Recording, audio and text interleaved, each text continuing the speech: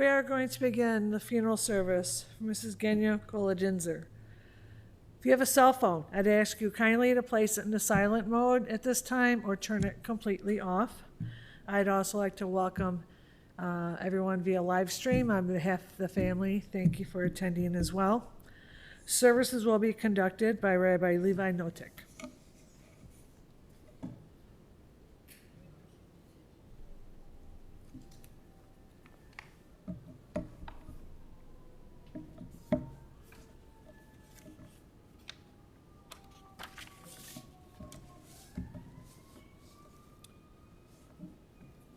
מזמר לדוד, אדינוי רואי לא יחסור, בנזדה שירביצני על מי מנוחי נהלני, נפשי ישבי וינחני, ומגלי צדק למען שמוי. גם כי ילך בגיא צלמוות, לא ירא כי אתה עמדי, שבתך משענתך, המה ינחמוני. תאריך לפני שולחן נגד צוררוי, לישן טוב השמן ראשי, כויסי רוויה, אך טוב וחסד ירדפוני כל ימי חיי. ושבתי בבית אדוני ליארך ימים. Dear friends, we're gathered here to give honor, to show respect, to pay tribute to an individual who truly deserves it. Genya Kolodizner, Genya Bas Isaac and Bluma of blessed memory. A dedicated wife, a beloved mother, grandmother, and great-grandmother. I'll speak in English, and then the following speakers will be in Russian. When I am learning about the history, the life, the personality of Genya, a phrase keeps on coming to mind in Yiddish called a Yiddish mame. A Yiddish mame, to try to translate that in any other language would be very hard. It would take pages in the dictionary and it still wouldn't do it justice. It represents a person who, despite what's going on with themselves, are so dedicated to others, care so deeply about their family, and it's a true selflessness, putting others before themselves. Genya was born in Ukraine in a very difficult time, the 1930s. Her wonderful parents, who gave her tremendous love, were very well known. Her mother was the director of the library. Her father was involved in government and political parties. But unfortunately, as history was happening, her father was called for the war efforts before many others. And when he did go to battle, he never returned. She was orphaned from her father. Genya was forced to flee to safety together with her mother many, many miles, by train, by foot, by whatever means possible, to get to safety, relative safety in Samarkand. Evacuation. And tragedy struck when she was 12 years old and her mother died. And here she is all alone, without a father, without a mother, cared for by relatives, by her maternal grandmother and others. Now, many people would crumble in these circumstances. It would be very, very hard. They would not deal with it in a productive manner. And sometimes one becomes a little hardened and insensitive as a result of challenges. But not Genya. She was determined to live a productive life. She continued her schooling. She would get a job as a mechanical designer in a factory, a job that she held close to 3 decades. She married the late Vladimir Kolodizner, And together they raised two wonderful children, Mark and Ira. And she gave whatever she could to her children. Her dedication, her commitment, her devotion. There's no limits. Even the love that she felt her parents weren't able to give to their grandchildren, something which is so special in that bond and relationship, she tried to compensate for that in some way. A true Yiddish mame. Genya passed away on Friday afternoon. In Talmud, there's a discussion, and the sages tell us that someone that passes away Friday afternoon, the soul, the neshama, goes straight to a very special place in paradise. And the reason is because Friday afternoon is the onset of Shabbos. And Shabbos is a gift of tranquility, of serenity, of peace in the world. And it shows us a little bit on the unique qualities of her neshama, of her soul.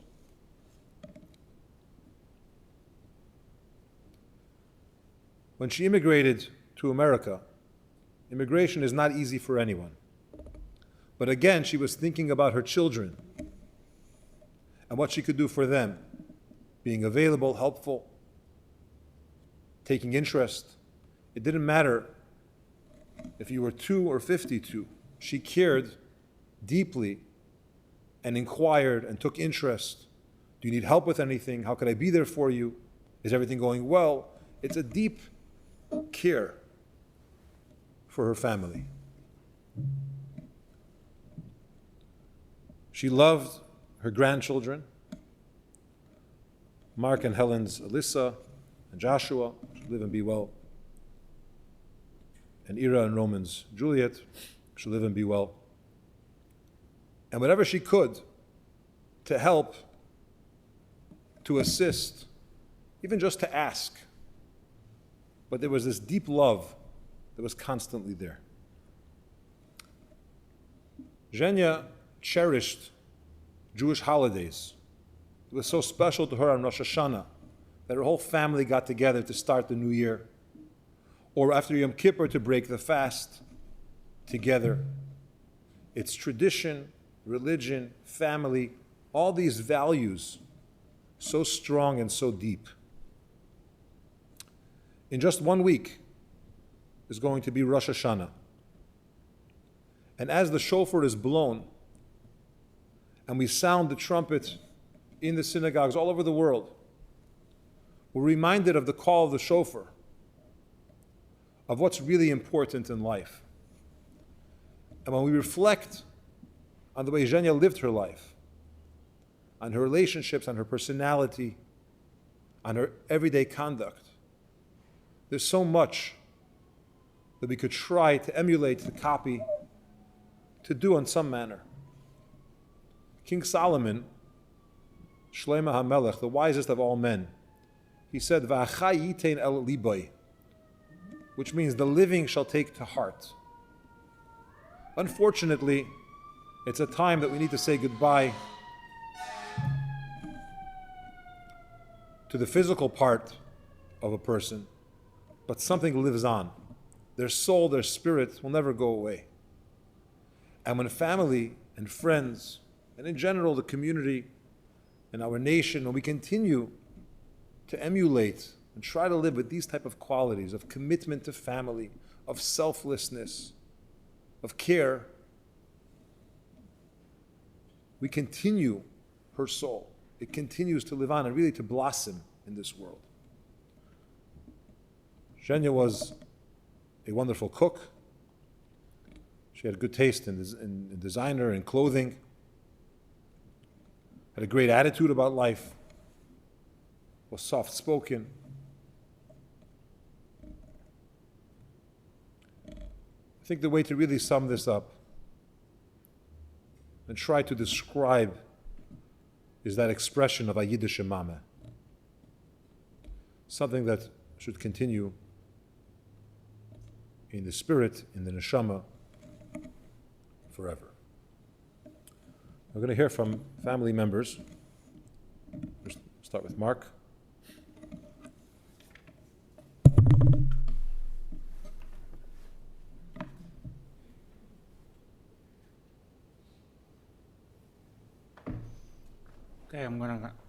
Я буду говорить по-русски.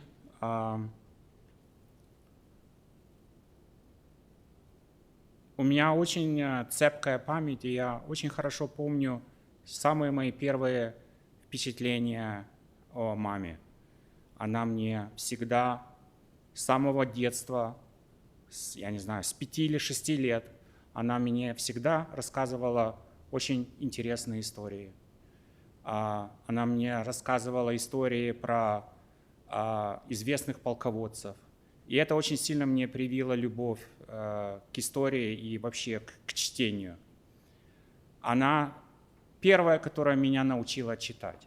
Это было вообще до школы, я уже в 5 лет или в 5,5 лет я уже умел читать. И она очень интересно мне купила такую медаль, и эту медаль она мне дала и сказала: если ты научишься читать, она будет твоя. Она первая, которая меня научила плавать. Потом вы, Ефим Яковлевич. Она меня научила плавать по-собачьи. Она первая, которая всегда мне спрашивала, нужна ли какая-то помощь в школе. Она всегда помогала мне, даже когда я поступил в сельхозакадемию, даже там, на моих всех курсовых проектах, она мне очень часто помогала. И потом, когда я уже женился, и мы приехали в Америку, всегда она меня спрашивала. И теперь, в любой момент, когда я к ней приходил, я должен был быть обязательно уверен, что я красиво одет, что у меня моя одежда matching с моими брюками, наглаженная ли рубашка. Это было для нее очень важно. Она всегда хотела, чтобы у нас была красивая жизнь. И всегда задавала вопросы. И очень интересно, что когда я к ней шел, я всегда себе готовился к вопросам, которые она мне будет задавать. То есть я должен был быть готов. Она меня спросит: как на работе? Я должен был сказать: как на работе. Как Джашва? Я должен был рассказывать, как Джашва. И эти вопросы всегда меня. И мне будет очень не хватать этих вопросов, мам. Очень. Я тебя очень люблю, мам.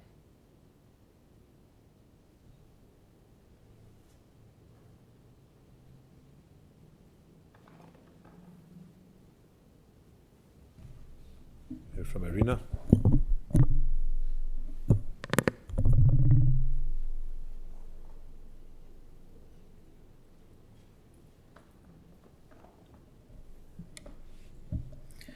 Спасибо всем, что пришли сюда почтить мамину память. Столько граней было у этой женщины, совершенно вот сейчас, в эти последние годы, неизвестные многим. В частности, мама очень любила поэзию, всегда.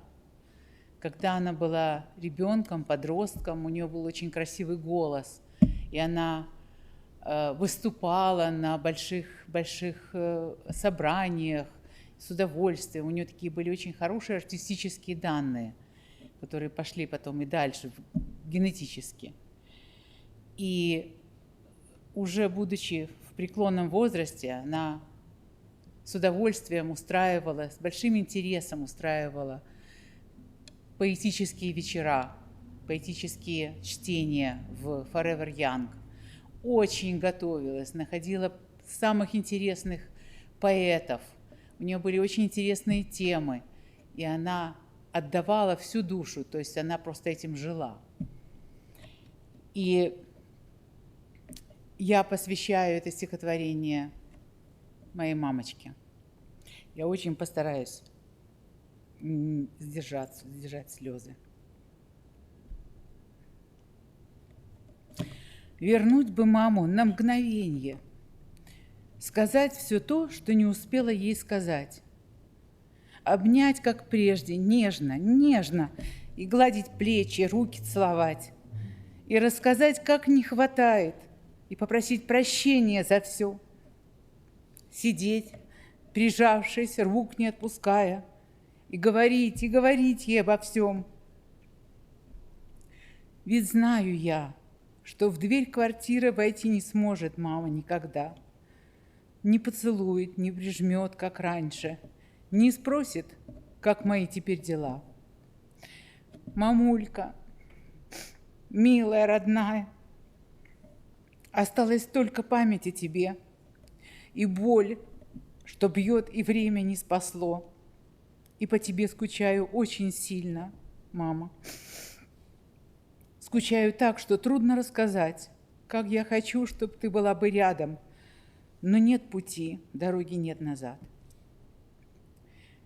Мамулька, милая, родная, куда мне боль свою девать? Душа кричит внутри надрывно. Тебя всегда мне будет не хватать.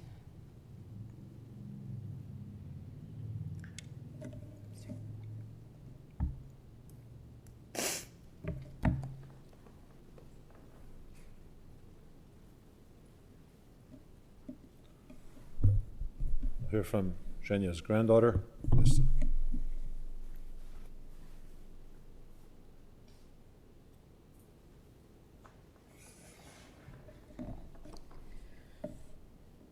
А я буду говорить по-русски и по-английски тоже. Бабушка, сегодня у меня нету слов. И это сложно, потому что у меня всегда очень много слов. У меня нету слов, потому что от тебя больше слов я слышать не буду. И ты всегда интересовалась во всем. Ты всегда приносила всем вокруг тебя любовь, энергию, и это чувствовалось. И что сложно сегодня, что это мы все знаем, что больше мы не будем от тебя получать. Но я надеюсь, что ты понимаешь, что от нас эта любовь будет навсегда. Твоя память через нас будет навсегда. Бабушка, ты меня стокому научила, и мне это будет не хватать.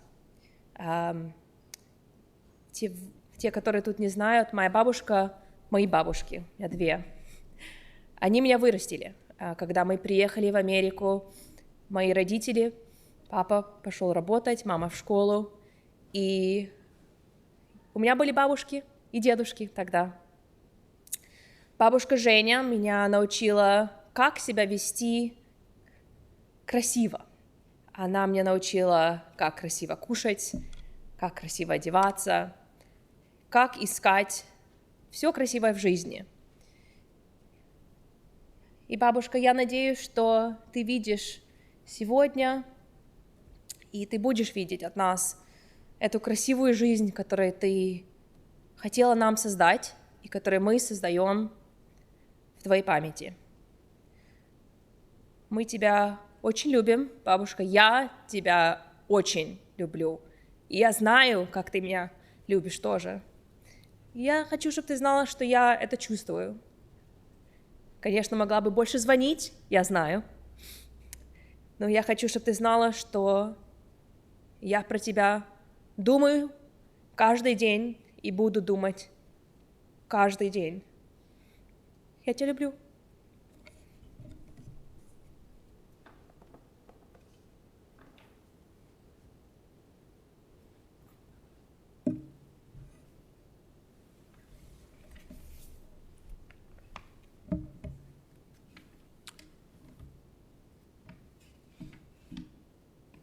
The next prayer is called Kil Mole, in which we turn to God and we ask Him to please grant the neshama, the soul, eternal peace. Please rise as we recite this prayer.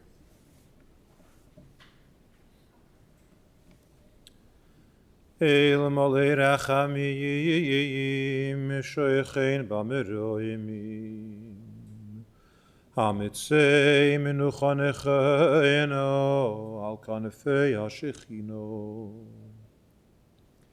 במעלויס קדושים וטהורים כזויר הרקיע מזהירים אס נשמס גניה בס אייזק ובלומה שהולכה לעולמו בעבור שאנחנו מספלים בעד אזכורס נשמסו בגן עדן תהי מנוחסו לכן בעל הרחמים יסתירהו בססר כנפיו לעולמים ויצרור בצרור החיים אס נשמסו אדוני ונחלתו ושנוח בשלום על משכבו ונאמר אמן. May be seated.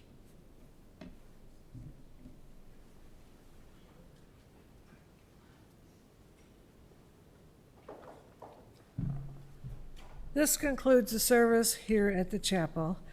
Immediately following the burial, the family would like to invite everyone back to the Zhivago restaurant, 9925 Grosse Point Road in Skokie. As I said, it'll be immediately following the burial. The burial will take place at Ridgelawn Cemetery, and that's at 5736 North Pulaski in Chicago. The procession will be forming in the parking lot. If you're going to procession, please keep in mind a few safety features. Keep your bright headlights on, put your emergency blinkers on, attach the orange funeral sticker to the passenger portion of your front windshield, and we'll also attach a flag to the roof of your car, and please stay as close as safety permits to the car in front of you. Let us all rise as the family, the rabbi, and Genya are escorted from the chapel. Let us all rise, please. We could have some of the gentlemen.